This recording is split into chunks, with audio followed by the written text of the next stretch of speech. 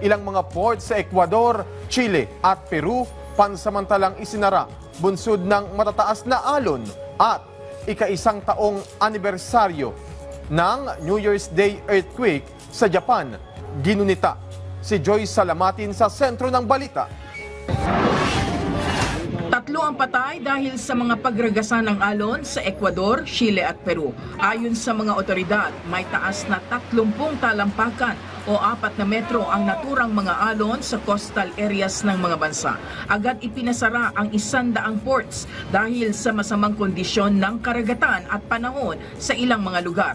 Puspusan ang paghahanda ng 3 bansa, partikular na ang Peru dahil sa inaasahang mas mataas na mga alon sa mga susunod na araw. Ginugunita naman ngayon sa Japan ang ika-1 taon ng New Year's Day earthquake sa Noto Peninsula ng Ishikawa Prefecture. May lakas na 7.5 magnitude ang lindol na kumitil sa buhay ng humigit kumulang 500 katao. Samantala, may panawagan naman ang mga nakaligtas sa pamahalaan.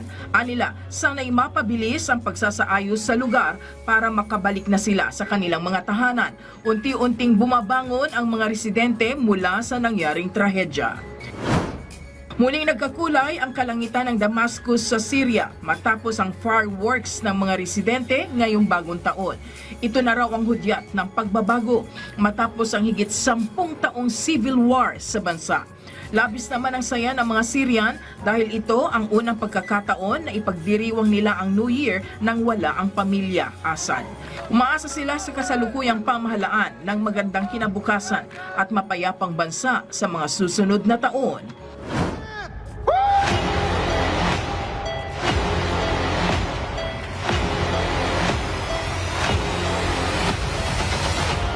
Matapos ang pag-ere ng Season 2 nitong Disyembre ng nakaraang taon, kumpirmado na ang ikatlo at final season ng K-drama hit series na Squid Game ngayong 2025. Giit ng direktor nito, mas magiging intense ang mga ganap sa huling season ng serye, kung saan magpapatuloy aniya ang girian sa pagitan ng bida na si Gi-hun sa pagganap ni Lee Jung-jae at Lee Byung-hun bilang si frontman. Sa ngayon ay wala pang anunsyo kung ano ang eksaktong petsa kung kailan ito i-release. Joyce Salamatin para sa Pambansang TV sa Bagong Pilipinas.